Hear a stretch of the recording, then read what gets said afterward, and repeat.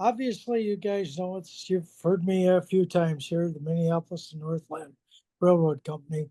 And all of us got a clean track, or we make an effort, especially if you have operating sessions. And this is what I call, this was my original little tiny, this has been my cleaning train.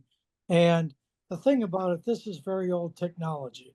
Um, the first car that you see in that thing is a Varney boxcar that I purchased from a friend for $1. And it was originally labeled Virginian, and this, as you can see, if you look at the lower screen, I purchased that car and turned it into a slider in 1987. And the slider, if you look at the door below it, you see the piece of masonite down there, which we'll get into a little bit. Now, if anybody doesn't know what a slider car is, uh, it's simply, as you can see, any house car, and you take a piece of masonite cleaning pad, bevel the edges, and originally they were gluing nails onto it. Used to be epox. I would think if you wanted to just do it this way today, uh, maybe Gorilla Glue.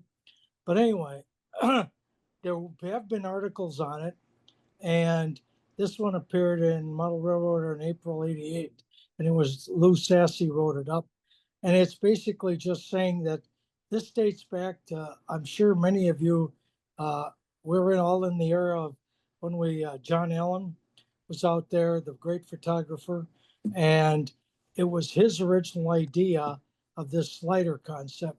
Now, Lou Sassy, this is his diagram that we have blown up a little bit. And you notice he put dimensions to the slider because they'd never really been written up. And one thing though, about Lou Sassy's right up here, you notice he used machine screws rather than nails. I don't think that's a great idea personally, because once you drill holes in the bottom of some car, those what you got, the threads on the screws, they can sometimes catch. So I don't think the slider works. You're better off with nails. Here's another one I happened to find on the internet. You notice this gentleman took nails and he's using them. If you notice the bottom photo, those nails are protruding all the way to the bottom of that piece of masonite. Now, if you got nice roads, or you spent some money, or you put in even the wood roads, if those nails, as that starts to wear, I think you might end up with marks on the roads. So I don't Yep. really recommend this method either. With the nails are fine, but not going all the way through to the bottom. Now here's my slider car. That's that Varney car, and you notice I started running that in 1987 with various locomotives, and eventually along the way, I had used the nail came off. So I said, there's got to be a better way. And if you notice now, um, that that thing is the slider is doubled. But the reason I chose, by the way, that Barney car, notice how heavy and that molded center sill was, and it's ideal for this type of application where you do the slider. Now, my idea for the slider was to double the masonite. So you see here the masonite, 1/8 inch, and it's number 8 nails, as you can see, an inch in length. Uh, so the first piece of masonite, the bottom one running along the track, just take a drill, create an area for that nail head to sit in, set the nail head in the second piece of masonite. You just drill the holes for this one. I've now used these for years and years, and I've never had any problem with it. Yeah, a little bit fancier. You see there's a red dot on one and a blue on the other, because I find that sometimes when you drill the holes, uh, they fit exactly the best one way. So my red is B end and blue A end. But anyway, now you've got the Varney car was pushed around on for, like I say, various trains until 2010.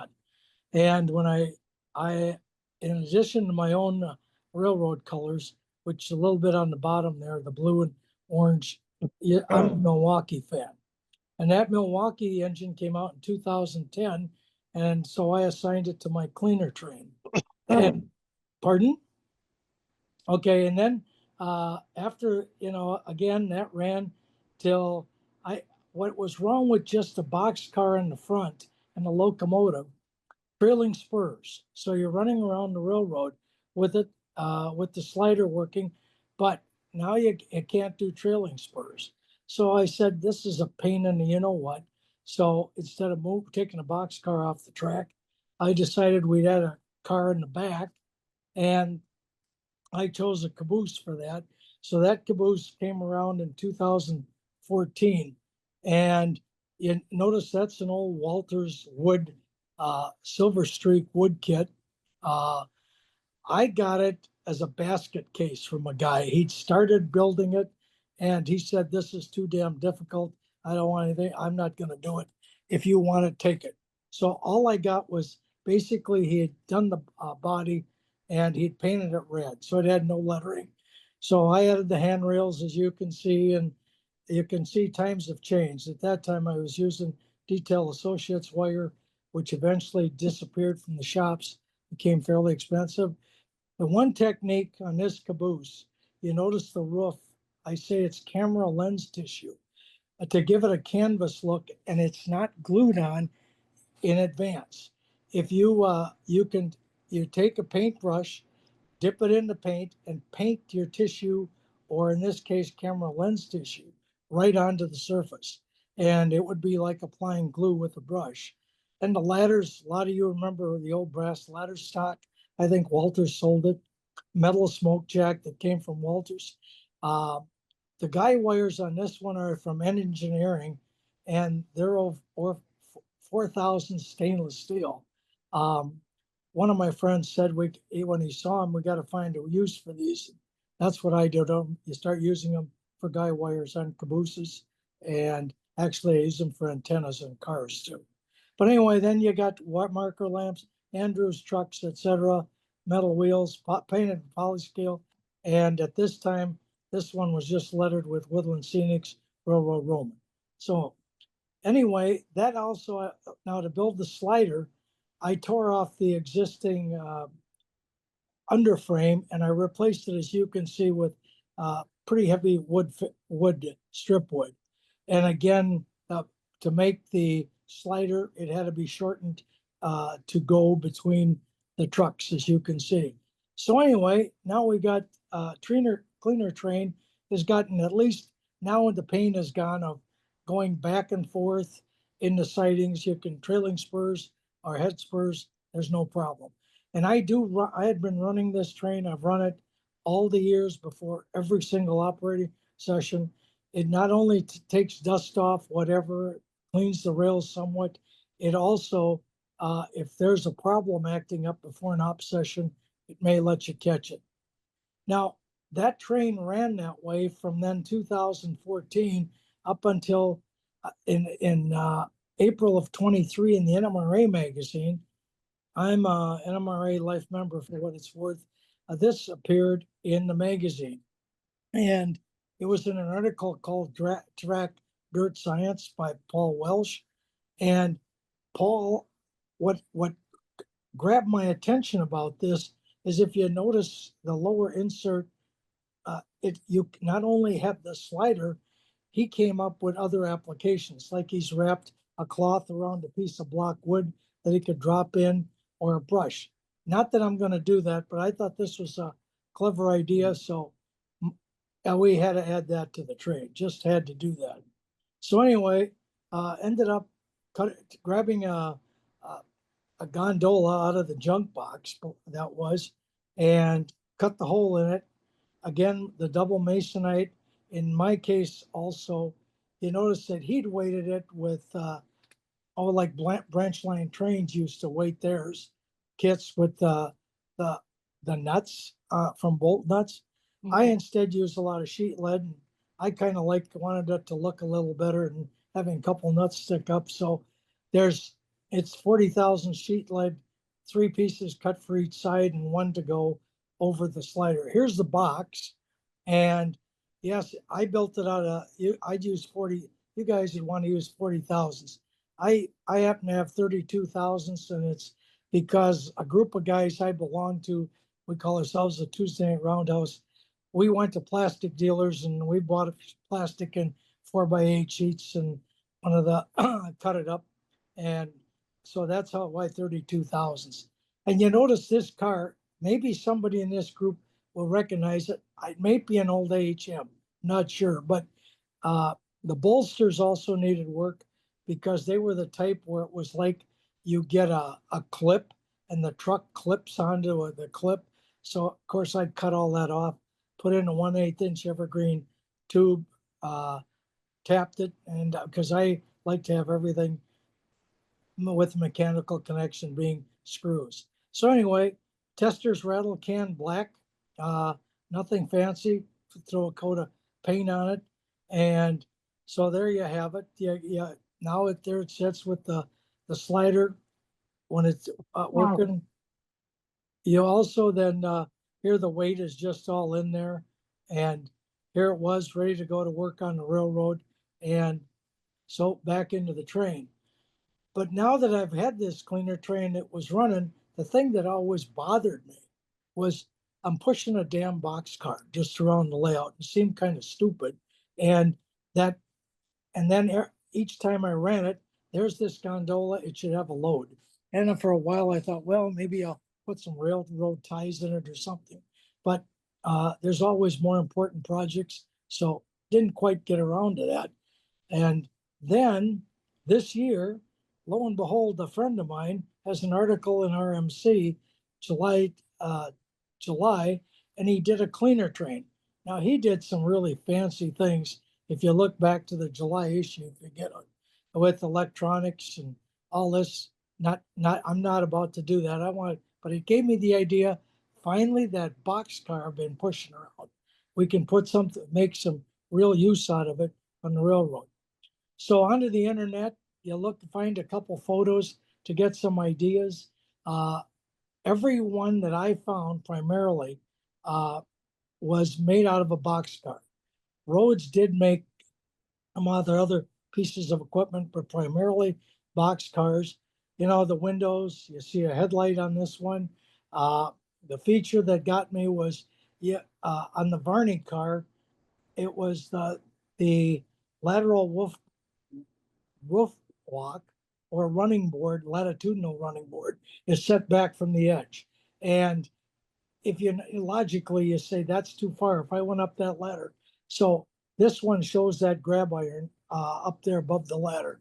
Then there was this one out there that kind of I thought, yeah, I could use a couple ideas from. And the Great Northern one, if you're looking for uh, this a car or the weed sprayer for your railroad, they're offering it out there for $100.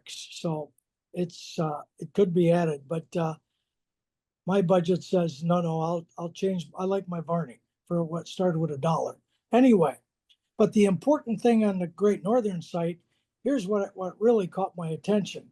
Okay, notice that spraying weeds, obviously supported by tank cars, as you saw in the two prototype photos, and not important, but a nice piece of information. It could spray 20 feet wide, 100 gallons diluted per mile. Um, Notice the trains ran about 15 miles an hour. Notice here was the key. Typical weed spray train consisted of a spray car, 3 tank cars, an engine, a caboose. Well, now I really felt good. That caboose I added really was okay. That's what the prototype, a lot of them had. So I felt good about that. And you notice those 3 tank cars were good for about 300, they say practicality, 250 miles. So anyway, as soon as I saw Luke's article in the RMC, I had no preview that I had written it. But anyway, I quickly grabbed the Varney car and said, hey, and you see, I've added a Grant Line window and I cut out the front almost within the same day of the article, a day after. and throw in some Grant Line windows. I can give you specifics here in a bit. But anyway, that's how it started. And of course, once I got into it, I said, hey, let's dress it up a little. So, okay, I still have a lot of parts that I've had for, over the years for doing cars. So Detail West, I had a brass horn up there, through up there, and the Grant Line window door on the side, put in a baffle behind to create a cab look for the windows so you can't see through, and put in a Grant Line 4-panel door. Uh, Still playing with the idea that boxcar door could be replaced. It's possible with another Grant Line door, but right now, not in the mood to do that. And of course, the ladders, cut off all the molded on ladder rungs and replaced them with Tichy 10,000 phosphor bronze wire. On the other end, or the B end, now you start to play with it. I used the Tichy AB set. If you guys are familiar with it, it's a great set, 3010. And uh, Don has done, I think, a fabulous job with that thing.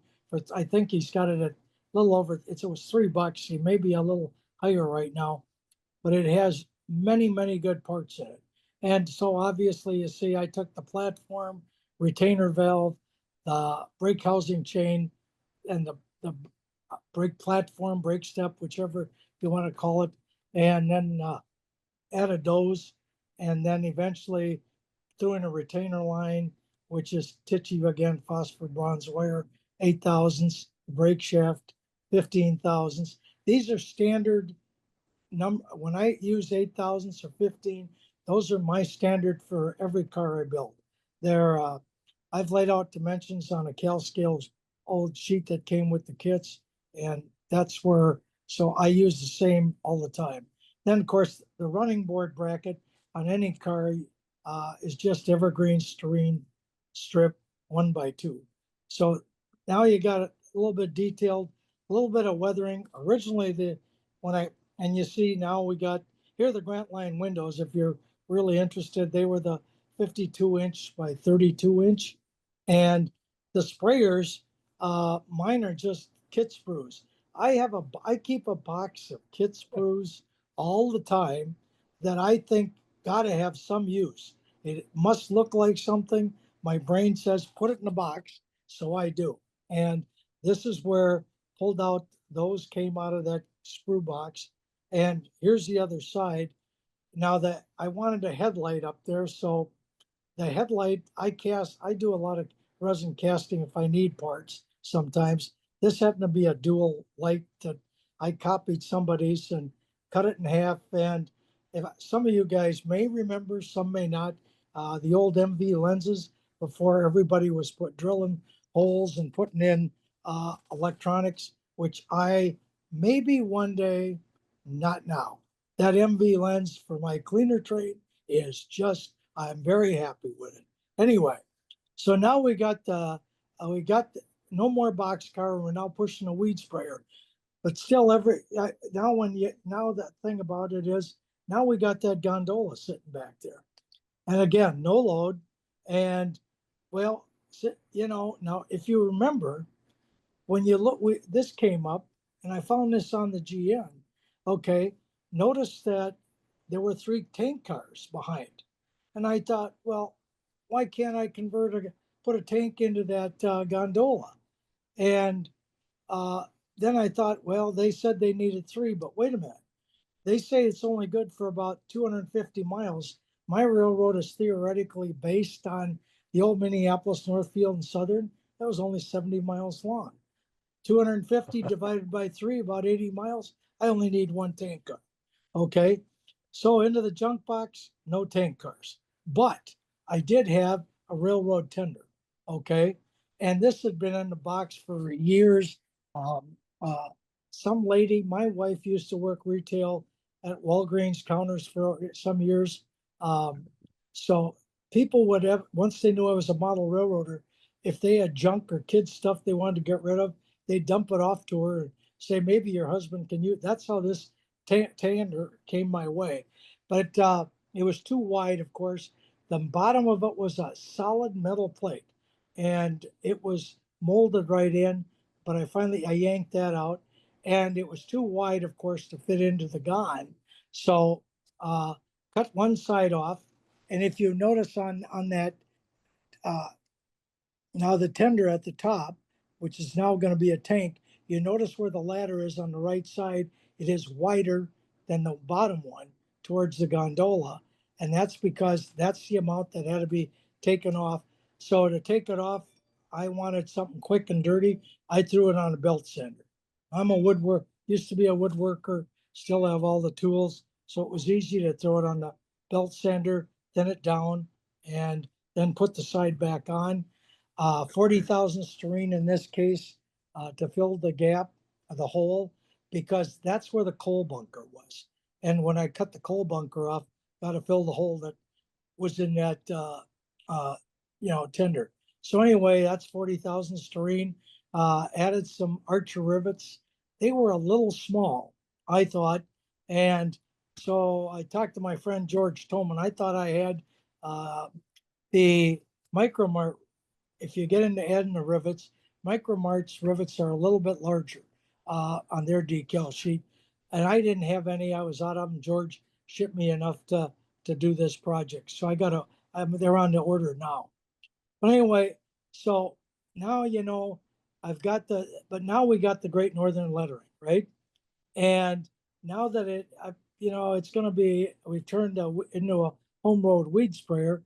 I don't want a Great Northern car, so uh, take off the lettering. And any of you have read my blog, you know that I primarily use down there in the lower right hand corner.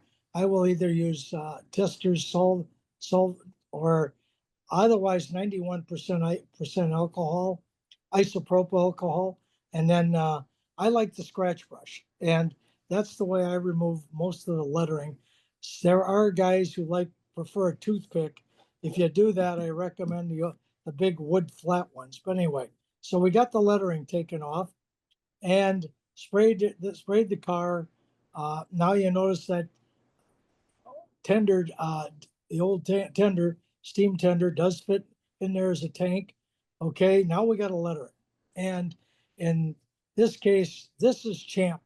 uh, when I started my railroad, I had Champ do my decals, private name, and that's what these are. So it's the Minneapolis and Northland were put on. It's the old Solva set. I mean, it's not Solva set. Originally done with microscale, uh, put on microscale sol and set used. That Herald, again, that's a good friend, Jerry Leone. He did these on an Elps printer years ago for me. So I still have a good supply of Heralds and the private name decals. So anyway, then you notice on that back one also started to do the ladders, and finally the uncoupling levers on this car. And of course, they're titchy. When I do an uncoupling lever, I bend it. I have a diagram drawn on paper. I use the uh, 12 and a half thousandths wire by Tichy. I bend my own eyeballs, and those are normally bent out of 10,000 phosphorus brown wire. So you see it anyway with the uncoupling lever. And here you have obviously the now we have it on the railroad in the train. And of course, you notice uh, that lettering is pretty bright, as you guys, and you can see that it not the best looking with the rest of the car. So out comes the pan pastels, and you weather it. And here again, it's usually the Payne's Extra Gray is the one of my favorite. It's a black, but it's kind of like your old grimy black used to be in the Floco paints, and that you can still kind of get through in Vallejo. Micromart has reproduced that color. But anyway, so here you have it weathered, and I think it works out pretty well. Now the new lettering matches, as you can see. I think the old lettering on the car much better. And obviously, here's the top when the car was painted. And the final thing is So now here's the new cleaner train. Now I hope I don't have to worry each time I run it. I'm not gonna worry about why am I pushing the damn box car around, or is that, and you notice now this weed sprayer has a tank behind it and we're pushing both. And this happens to be a photo on the Sooner Y in my Minneapolis area on the railroad. The here's the old, you got, I'm one of these that if you look at my blog, I normally, every article I write, I try to do something on the railroad. So kind of I thought we just look at, you know good old, I had to do a little photography, kind of a run by, right? So you got the weed sprayer. It's going by thermal gas, which is propane facility. And there you have the tank car, eventually the engine caboose, and the caboose '05. So anyway, that's my cleaner train, how it works, and how it came about, the history behind it. So '87, the front Varney car that is now the weed sprayer, has been around for, think about it, 38 years, and the other one about 18 years or so. So I would say the Varney stock, the cars, and a lot of the new equipment is still running fine on railroads that have been around for a while. Okay, let me get out of here, and um, I'll stop sharing here. I hope I can. Take a breath. There we go. There Stop you go. share. Okay, have we got any questions? Anybody? Well done, See what you, Lester. see what you Well can do done. with that old Yep. crap that's in the junk box? Lester. Don't throw, in this hobby, you don't throw anything away, including the kid spurs.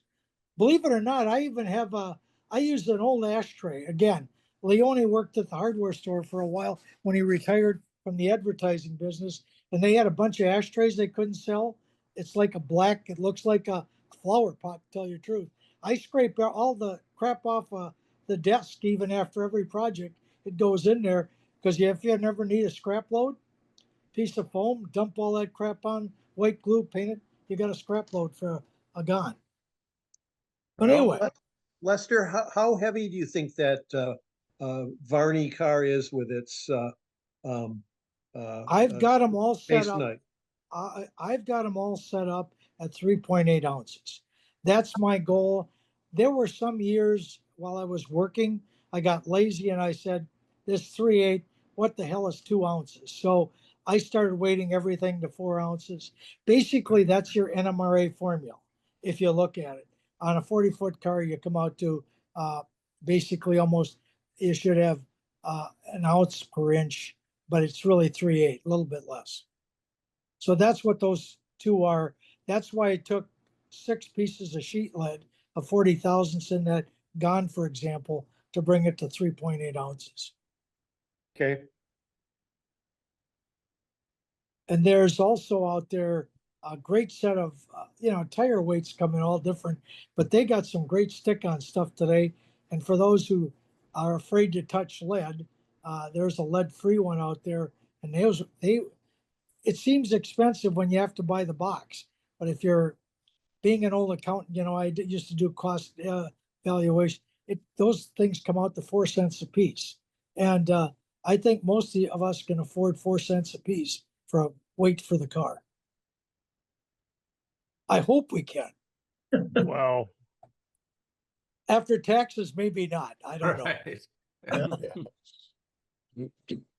Any other questions? And that write-up I sent to you guys, I think, in a blog. So, you saw it a second time. Like I say, and I've had people say, oh, come on, this slider. Look, it worked for John Allen, and I can tell you it works on the railroad. They are worth having, especially if nothing else. They take if you, you gotta, the track is gonna develop some dust, and track, everybody says nickel silver. No, it oxidizes. That's just science. So this Yep. takes some of that off ahead of time. It does a good job. And you notice if you're a liquid, I'm not a liquid fan at all.